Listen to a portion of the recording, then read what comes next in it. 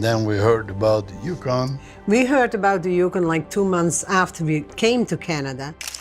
It was believed to be nothing more than a relic of past ambition, a massive, worn structure surrendered to rust, water, and time, its purpose long assumed finished. Whatever secrets it carried were meant to remain untouched, sealed away beneath layers of metal and intentional silence. But when the final restraint resisted, then finally gave in, it did so deliberately, almost cautiously. In that brief pause before anyone reacted, the reality became unavoidable. This moment had never been about equipment or recovery. It was about memories forced underground, choices hidden from consequence, and what happens when time refuses to keep them buried any longer. The seal beneath the frozen steel. The sound was wrong. It wasn't the scream of metal ripping loose or the sharp crack of corrosion finally giving way. It was a dull, hollow impact, muted yet heavy, rolling through the core of the old dredge as if something inside had answered back. It wasn't loud, and that was precisely what unsettled everyone. The noise carried depth and weight. It echoed once, then again, before dissolving into the steel passages beneath their boots. Every man stopped moving. The Yukon wind swept across the frozen ground, slicing through insulation and canvas, dragging that sound farther than it should have traveled. It lingered unnaturally, as though the ground itself was listening. The dredge had been declared dead for years, long enough that most people stopped seeing it as machinery and started treating it like part of the landscape, a massive silhouette against gray water and a pale, exhausted sky, a monument to stubborn ambition, proof of a gamble that never paid out the way it was meant to. But the moment the sealed panel shifted under pressure, everything changed. This no longer felt like dismantling equipment. It felt intrusive, like crossing into something that was meant to remain untouched. Someone quietly suggested they should stop. The words barely carried, almost apologetic, as though the speaker didn't believe them either. No one laughed. No one argued. Tools stayed motionless in gloved hands, every eye fixed on the seam. The lock shouldn't have existed. That detail gnawed at everyone. The panel had been custom welded, reinforced well after the dredge's active years. The steel was far thicker than required, layered intentionally. Old machinery usually gets stripped down, scavenged, simplified as its value drains away. It doesn't get armored. Yet this had been fortified, resisting pressure as though guarding something, or concealing it. The steel bore marks of repeated inspections, evidence of hands tracing its outline over the years without ever forcing it open. Whoever sealed it had anticipated curiosity and had planned accordingly. Word spread quickly that Tony Beets was on his way. That alone altered the atmosphere. Conversations trailed off mid-thought. Tools were lowered gently, as if sound itself might provoke something. Tony's connection to the dredge was legendary. He had defended it when others dismissed it, investing money, time, and reputation long after logic said to walk away. Years earlier, when someone had questioned that same sealed section, Tony hadn't raised his voice. He'd simply said, "Leave it." 2 words. Absolute. When he arrived now, there was no explosion, no storm, no anger, despite expectations. He approached slowly, boots crunching over frost, breath visible in the cold. His eyes went straight to the seam, ignoring everything else. He didn't shout. He didn't swear. He stared. The intensity of his focus drained the air from the group.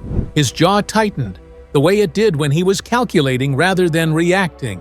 For a moment, it seemed history might repeat itself, as though he would order them away again, ending it with authority alone. The moment stretched, then it passed. Tony said nothing. That silence carried more weight than any command he could have delivered, because silence from him meant something had shifted. The final cut began slow, painfully slow. The torch traced the seal inch by inch, each movement deliberate, negotiated rather than seized.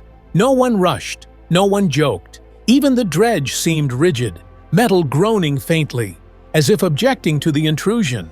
When the seal finally gave way, cold air rushed inward, followed by a smell that stopped everyone in place. It wasn't oil, not fuel, not river mud. It smelled old, preserved, like paper stored too long in a damp basement, like something that had waited undisturbed for decades. A scent that belonged to memory, not machinery. Inside the compartment, shadows clung to unfamiliar shapes. Light revealed angles that didn't match scrap or spare parts. Straight edges, corners, the unmistakable geometry of containers placed with purpose. Crates, stacked carefully, some wooden, some reinforced with metal bands, all sealed, all deliberate.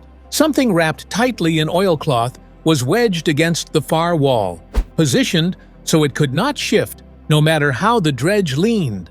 This was not storage, it was preservation. There was no spill of gold, no instant proof to explain the secrecy, no cinematic reveal of glittering payoff, no overflowing pans or shining fortune to resolve the mystery. What spread instead was tension. It settled over the group, heavy and unavoidable, like pressure equalizing after years underwater. No one stepped forward. Each man shared the same realization. This had never been about equipment. Tony took one step ahead, then stopped. His hands flexed at his sides, fingers curling and uncurling as if grasping something unseen. For the first time, his stance looked uncertain. Not weak, but braced. Like a man facing a version of himself he never expected to meet again. Someone asked if he wanted them to stop. The question hung there, respectful, almost hopeful. A chance to close it all back up, to reclaim control and seal whatever this was beneath steel and silence once more. Tony shook his head slightly. "Open it," he said. His voice was steady, but quieter than usual. Not the command everyone knew, but something closer to acceptance. With that, whatever had been hidden beneath iron and water for years was finally allowed to breathe.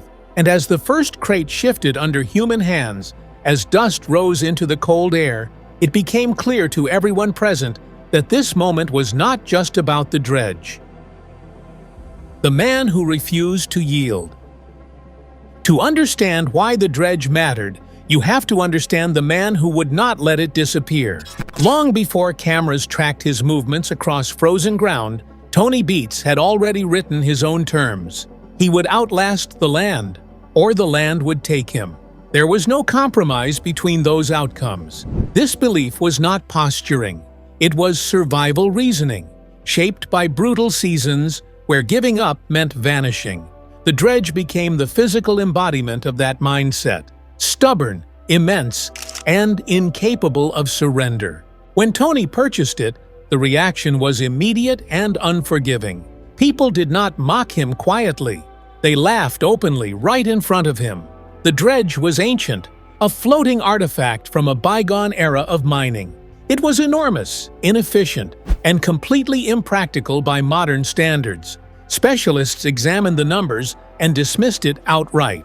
They said restoring it would cost far more than it could ever produce, that it would consume fuel, money, and reputation until nothing was left. Tony listened to every criticism and discarded them all. He had built his life on the belief that consensus was meaningless. Consensus represented comfort. Consensus belonged to people who planned for safety instead of dominance. Tony was not searching for safety. He wanted leverage. That was the dredge's purpose. It was never just machinery. It was a declaration, a massive floating statement that he did not require luck, approval, or restraint from the land. He would take what he wanted through sheer will and steel. But leverage is never one-sided. The restoration stretched on far beyond any original expectation. Each fix exposed another concealed failure. Every problem demanded a new sacrifice. Money disappeared into metal and fuel without visible return. Crews cycled through relentlessly, worn down by pressure and Tony's uncompromising demands. Workers arrived confident and left depleted, unsettled by a project that refused to stabilize. Tony kept pushing. What few noticed was how the dredge slowly reshaped him. At first, the change was barely perceptible. He spoke less about expansion, less about coming seasons, less about what lay ahead. Gradually, his focus turned backward. He guarded the past. He kept records others never saw. He made decisions privately that once would have been shared. Tasks that could have been delegated, he handled himself. The dredge stopped being equipment. It became a private space. By the time Gold Rush turned it into a spectacle, its true role had already shifted. On screen, it was portrayed as excess and failure. A stubborn gamble collapsing in real time. Breakdowns, delays, embarrassment broadcast widely. Publicly, the dredge struggled. Privately, it served its purpose. It became a container. Tony stored more than spare parts and tools inside it. He stored proof, context, records that explained choices he never planned to justify aloud. Protection against a world watching more closely each year. Mining had always been unforgiving, but notoriety introduced something new. Memory, questions that did not fade, scrutiny that lingered. The dredge could absorb all of that. Somewhere along the way, the sealed compartment was added. Not during the original restoration. Later, quietly. It was deliberate, reinforced, engineered to endure water, time, and curiosity. Built by someone who understood permanence and assumed they might not always be there to explain themselves. It was designed to outlast discussion. The irony is that Tony never intended the dredge to become his confession. He never meant it to tell his story. He planned for it to be his grave, a place where inconvenient truths could be buried deeply enough that time might forget them, even if people never did. Silence as silent currency. Working under Tony meant learning a very specific cadence. Speak only when addressed. Listen at all times. Complete the task. Do not linger on explanations. The dredge anchored that culture like an unwritten law. Everyone saw the sealed section. Everyone noticed it. Everyone wondered about it. No one asked. Silence held value, and Tony compensated generously for it. There were moments when that pressure slipped through the cracks. A mechanic spotting added reinforcement where no mechanical logic demanded it. A crew member catching Tony shifting crates late at night, entirely alone. Another hearing something slide inside the compartment when the dredge lurched hard against the water. Each time, the response followed the same pattern. A look exchanged. A quiet reassignment. Space created. Tony never issued threats. He simply removed access. At home, the rules were no different. His family learned the limits early. Questions became walls. Walls became colder silences. They cared for him deeply, but they also understood that pressing too hard meant risking what little closeness remained. Love existed, but it operated within boundaries. Recent seasons intensified everything. Gold returns dipped. Operating costs climbed. Tony's body slowed in ways he resisted admitting. Authority that once came effortlessly began to feel heavier, more fragile. The crew still followed orders, but something underneath had shifted. Respect remained intact. Faith did not. When the decision to dismantle the dredge finally surfaced, it arrived under practical language. Scrap value, safety concerns, operational efficiency. Tony objected, but without his familiar fire. He delayed. He argued specifics. Then, unexpectedly, he gave in. That unsettled people. The Tony they knew fought until the land gave way first. On the day the sealed compartment was finally addressed, the crew moved as though the structure itself might respond. Every motion felt monitored, weighed. The dredge groaned under strain, almost resisting the exposure. Tony stayed back, jaw tight, silent. For the first time, silence stopped being protection. It became anticipation. Inside the hidden compartment. The first crate answered a question no one had asked correctly. Inside were ledgers, heavy with ink and intent. Pages filled with handwriting, dates, locations, and transactions that did not match public accounts. Deals conducted off the books. Equipment exchanges that disappeared from official records and shared timelines. It was not criminal in an obvious way. It was more unsettling. It was intentional omission. Tony had documented his own version of history, choosing what remained and what vanished from collective memory. These records were not about deceiving the land. They were about controlling the story. The second crate unsettled the room further. Personal belongings rested carefully in cloth. A watch with a cracked face. A wallet softened by years of use. Letters never sent, folded so many times the paper had thinned at the creases. Names repeated across pages, sometimes crossed out, sometimes written again. These were not trophies. They were reminders. Then the third crate changed the atmosphere entirely. Photographs spilled free, faded and curling at the edges. Men standing beside claims that no longer existed, smiling, standing shoulder to shoulder with Tony. Partners. Some faces were slashed through with dark ink. Others were left untouched, frozen in expressions of trust. No explanation was necessary. These were the men who never made it into the legend. The ones who walked away. The ones pushed aside. The ones erased quietly when they became inconvenient. The dredge had hidden no gold. It had concealed context. Tony stepped closer, scanning what he already knew waited there. When he spoke, his voice was low.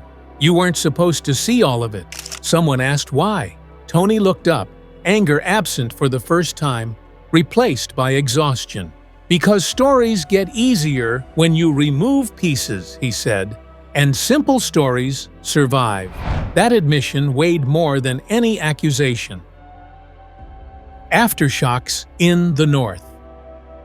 The North does not erupt when something breaks. It absorbs the damage, slowly, quietly, without display. There are no public trials here, no dramatic implosions that announce themselves in a single moment. Instead, things settle differently. Conversations tighten. Spaces grow wider. What once felt solid develops fine fractures that only reveal themselves over time. That is how it unfolded after the dredge was opened. Tony Beets offered no statements. He called no meetings to explain what had been uncovered. There were no public apologies or attempts to reshape the story. No traditional damage control followed. Instead, he did what he had always done when pressure mounted. He returned to work. He moved with intent, as though motion itself could outrun consequence, as if staying busy might keep meaning from catching up. He arrived early, stayed late, focused on the dirt, the machines, the steady rhythm of mining that had always grounded him. But meaning is patient, and unlike men, it does not tire. The crew sensed the shift first. They always did. In the North, miners recognized change even when no one names it. Orders were still carried out. Equipment still ran. Gold continued to be processed. From a distance, nothing appeared broken. Beneath the surface, everything had altered. Instructions became tasks, not beliefs. Men followed directions without the old certainty that once tied them to Tony's vision. The belief that he always knew something they didn't, that his silence was calculated rather than evasive, began to thin. The change was subtle, but it was permanent. Humor no longer landed the same way. Guidance was requested less often. When Tony spoke, people listened, but they no longer leaned forward. Authority remained intact, but closeness drained from it. Respect endured. Trust narrowed. At home, the shift cut deeper. Conversations grew heavier, burdened by objects and names postponed for decades. The contents of those crates raised questions long avoided, not from ignorance, but from necessity. Living alongside silence is easier than confronting what it might contain. Some answers came. Tony explained certain choices, clarified timelines, offered context where he felt it mattered. He spoke carefully, selecting words the way he once selected claims. But he did not reveal everything. Other questions met quiet. He chose which threads to loosen and which to leave bound. Not from cruelty, but from control. Some truths, once released, unraveled too quickly. He had spent a lifetime managing that balance. For his family, that selectiveness carried its own wound. They understood his reasoning. They had been raised within it. But understanding does not erase impact. The dredge revealed more than secrets. It exposed a pattern, the habit of deciding alone what others could bear. Beyond the claim, The wider community reacted with a complicated blend of sympathy and discomfort. Many had survived similar realities. They understood what desperation can demand when margins are thin and failure shows no mercy. They too had compromised, protected themselves, cut corners. That understanding existed, but so did unease. What unsettled even the most sympathetic voices was not what Tony had done, but how deliberately it had been recorded, stored, and hidden. The planning, the confidence that it would never be questioned. Seeing it laid bare in ledgers and photographs forced an uncomfortable realization. This was not improvisation. It was design. Tony's reputation did not collapse. It fractured. He remained respected, still feared, still recognized as someone who built endurance from impossible ground. No one questioned his resilience. Those qualities remained undeniable. But the myth lost its polish. The story told about him grew more complex, less legendary, more human. Edges once smoothed for simplicity were suddenly visible, and once visible, they could not be unseen.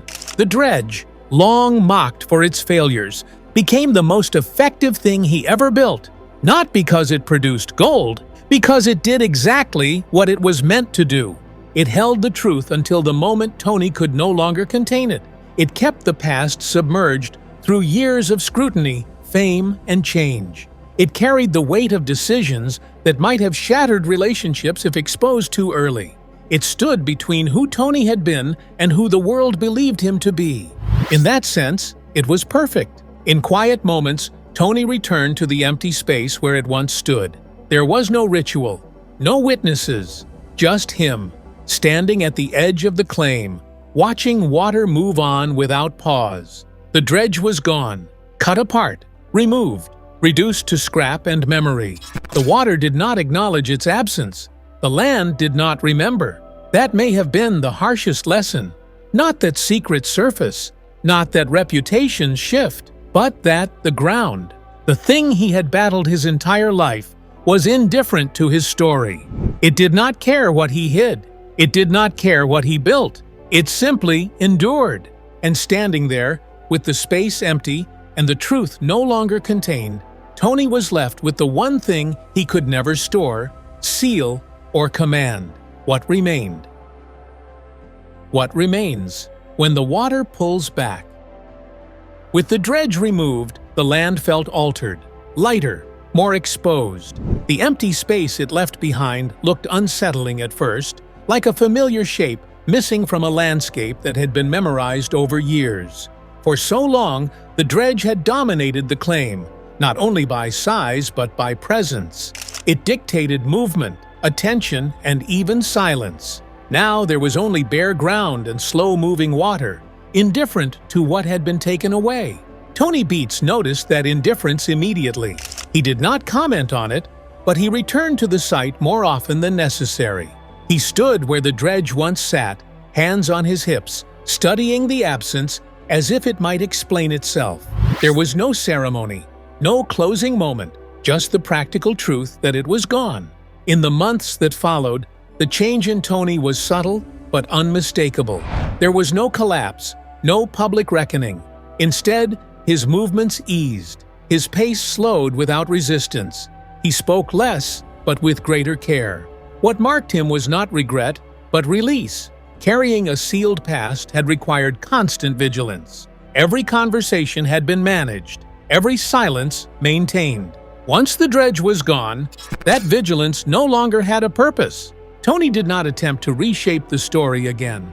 He did not soften it or reframe it. He accepted that the version people now held would be incomplete, but truer than the myth that came before. It allowed contradiction. It allowed discomfort. Mining continued, as it always must. Claims still needed work. Crews still followed direction. But the urgency that once sharpened everything had faded. Authority remained, though stripped of mystery. At home, conversations reached places long avoided. Not every question found closure, but Tony stayed present where he once would have withdrawn. The dredge had not hidden gold. It had held weight. And when that weight was removed, what remained was clarity.